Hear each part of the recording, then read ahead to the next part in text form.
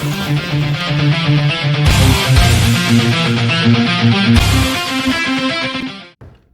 guys, this is the RGT version 2, 124 scale.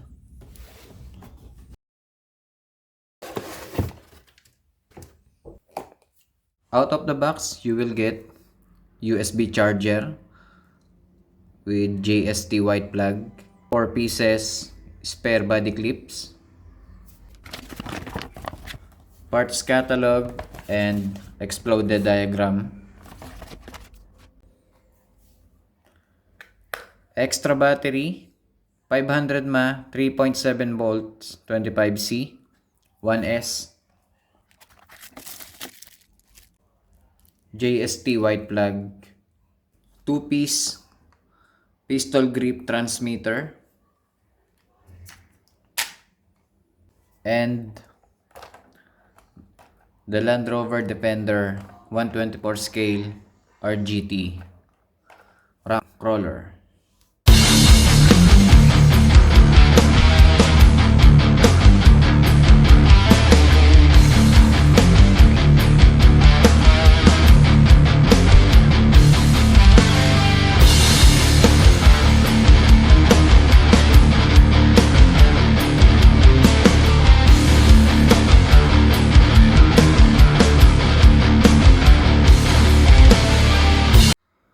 Roll cage,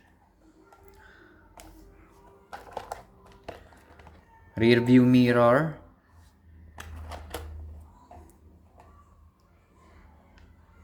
full functional spare tire, rear bumper with LED lights,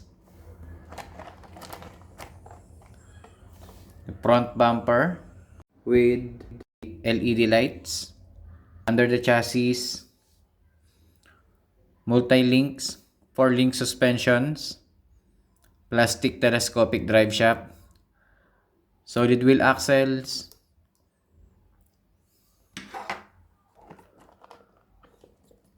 soft tires, very soft tires.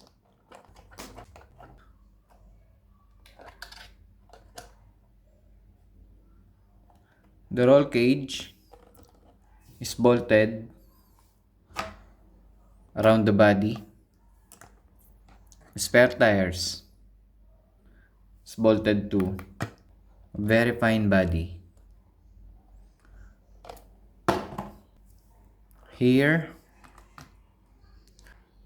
a 050 brush motor, the gearbox, transfer case, the 1 kilogram waterproof metal servo.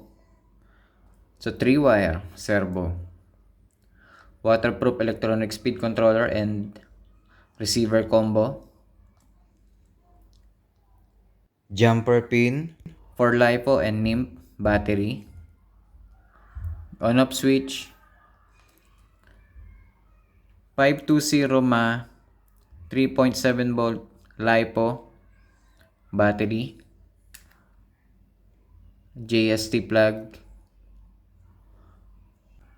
a metal chassis, friction shocks, metal drive shaft from gearbox to transfer case. You need 5mm socket to remove the wheels. You got the 7mm wheel hex, brass wheel axle bushing,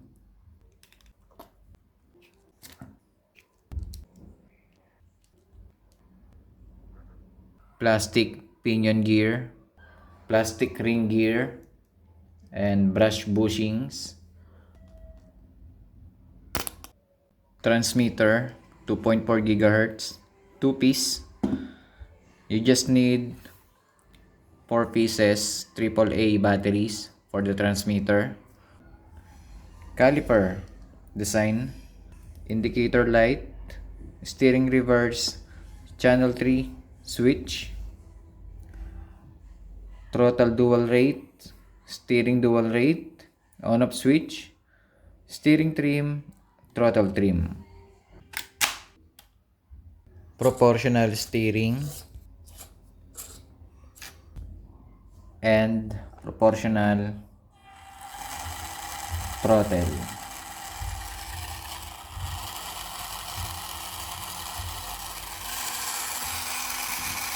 When you slightly press the throttle, the LED lights in the rear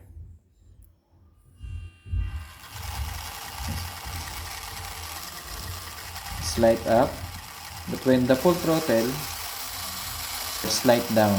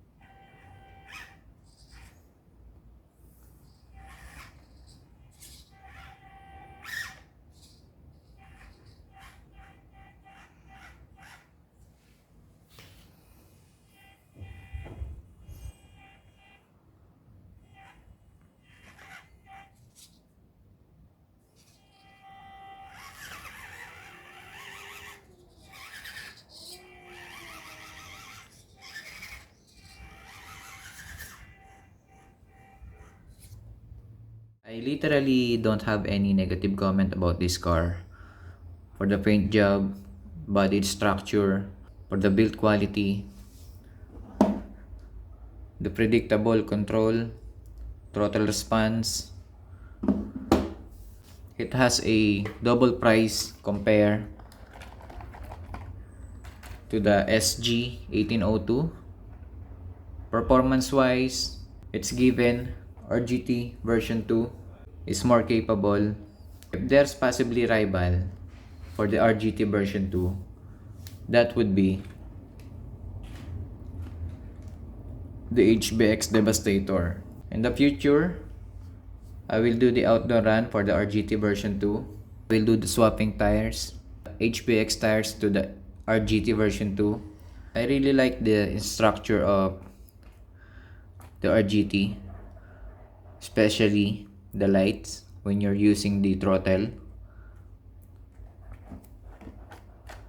the roll cage, and the front mount engine system.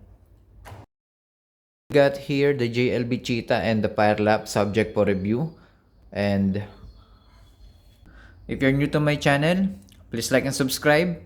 See you next time. Tschüss.